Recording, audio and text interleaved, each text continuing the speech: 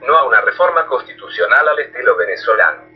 Es verdad que no todo el Frente Amplio está de acuerdo con una reforma constitucional, pero es un hecho que cuando uno analiza quiénes son los que insisten sin parar, un día sí y otro también, en una reforma de esas características, la conclusión sí cae por su propio peso. Tanto el Movimiento de Participación Popular, el Partido Comunista, el Partido Socialista y el Partido por la Victoria del Pueblo, PVP, si algo los ha caracterizado hasta ahora, no es solamente la obsesión por asfixiar impositivamente a quien trabaja más, sino también la defensa irrestricta del gobierno despótico de Maduro y la insistencia constante en una reforma constitucional muy parecida a la venezolana. Hubo en Venezuela proceso bolivariano porque tras la reforma constitucional de 2009, cayeron en un proceso de reelección indefinida. Los bolivarianos de acá no entran en este terreno, porque sería demasiado obvio hasta para el más desavisado visualizar a dónde realmente quieren ir, entonces argumentan tonterías para empezar a toquetear la carta magna a su gusto y paladar. Obsérvese estas raras coincidencias. Dice el capítulo primero del título noveno de la Constitución venezolana de 1999 cuando se refiere al procedimiento para realizar una enmienda constitucional en el artículo 340 que la enmienda tiene por objeto la adición o modificación de varios artículos de la Constitución sin alterar su estructura fundamental. Todos sabemos que no es así, que hoy Venezuela es una dictadura mordelironda basada en esa Constitución e incluso contra disposiciones de la misma. Razonan incluso de una forma muy parecida. Así en Venezuela se decía, las enmiendas a la Constitución se tramitarán en la forma siguiente. 1. La iniciativa podrá partir del 15% de los ciudadanos y ciudadanas inscritas en el registro civil y electoral, o de un 30% de los integrantes de la Asamblea Nacional o del presidente o presidenta de la República en Consejo de Ministros. 2. Cuando la iniciativa parta de la Asamblea Nacional, la enmienda requerirá la aprobación de esta por la mayoría de sus integrantes y se discutirá, según el procedimiento establecido en esta Constitución para la formación de leyes. 3. El Poder Electoral someterá a referendo las enmiendas a los 30 días siguientes a su recepción formal. 4. Se considerarán aprobadas las enmiendas de acuerdo con lo establecido en esta Constitución y la ley respecto al referendo aprobatorio. 5. Las enmiendas serán numeradas consecutivamente y se publicarán a continuación de la Constitución sin alterar el texto de esta, pero anotando al pie del artículo o artículos enmendados la referencia de número y fecha de la enmienda que lo modificó. En el Uruguay es muy parecido, solamente que la vía por la cual implementar la reforma constitucional genera diferencias. Por ejemplo, en Venezuela primeramente se había anunciado que la iniciativa partiría de los ciudadanos, pero según Hugo Chávez el proceso sería engorroso y menos expedito, al tener que recolectar alrededor de 2.550.000 firmas, por ello se decidió que la forma más rápida debía ser a través de la Asamblea Nacional. En el Uruguay el Partido Socialista y los comunistas son los únicos que hoy por hoy defienden la convocatoria a una Asamblea Nacional Constituyente al estilo chavista.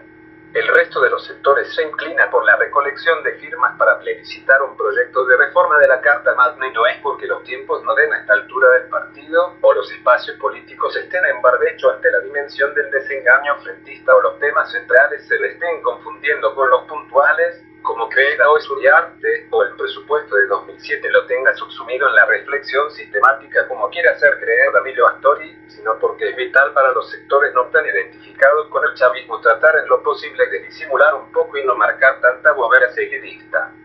Aunque parezca mentira, en el momento que pierden la mayoría parlamentaria y plantean un instrumento que exige el doble de los integrantes del Parlamento. Solo el Partido por la Victoria del Pueblo, PVP, el comunista y el socialista que viven en el limbo de la ideología bolivariana pueden en esta circunstancia actual soñar despiertos. Los demás no se tienen tanta fe. Más allá de divergencias tácticas, estratégicamente están todos embarcados en un proceso de reforma constitucional de carácter bolivariano. Si se analizan detenidamente los 10 puntos en cuestión, parece el mundo del revés de María Elena Walsh. Mientras se le quitan recursos a la justicia y se pretende que los juicios los paguen ellos y para mentir abiertamente se proclama muy suelto de cuerpo que se debe mejorar el funcionamiento al efecto de contribuir al acceso de la población a la justicia, cuando no hicieron otra cosa que sancionar un código penal más benigno con la delincuencia. La idea de la coalición dice ser garantizar un poder judicial independiente, imparcial, eficiente, eficaz y oportuno que sea el último garante de los derechos. Para eso se plantea procurar el mejor sistema para la selección, la designación, el ascenso y la capacitación de los jueces. Todos sabemos que el sistema judicial ya es independiente y que lo que está buscando es incidir políticamente en los magistrados. Se habla, por ejemplo, con total desparpajo, de potenciar las comisiones investigadoras parlamentarias cuando lo que han hecho es obstruirlas e impedirlas sistemáticamente. En medio del rosario de adefesios que significan estos 10 puntos, se quiere volver al voto consular cuando este fue rechazado abierta y mayoritariamente por la población en el Uruguay. Faltaba más que entrar a toquetear la propiedad privada, que como todos sabemos es un derecho humano garantizado por las Naciones Unidas, para posibilitar más abiertamente la ocupación de viviendas y terrenos. Hablan además un lenguaje surrealista. Quieren consagrar un sistema nacional de cuidados cuando no han sabido implementarlo, quieren cambiar la relación de los empleados con los empleadores para poder ocupar fábricas y lugares de producción a como se les da la gana a estos expropiadores que lo único que saben hacer es destruir el empresariado entero y correr las inversiones. Es una reforma sin nada importante para el bien del país, puramente politiquera, preocupada en ganar en primera vuelta sin balotaje y que se vote todo junto a los comicios departamentales y los nacionales para que nos quede claro que a nivel municipal sacan menos votos que en el plano nacional. En este sentido de la tan manida reforma constitucional, todos recordamos a Lucía Topolansky cuando decía que hay que eliminar el Senado y rever la representación en las proporciones de la ciudadanía para que sea una cámara de representación más directa y de esa forma darle otras agilidades al trámite parlamentario y guarangadas al estilo de crear nuevos departamentos unificando los que ya existen.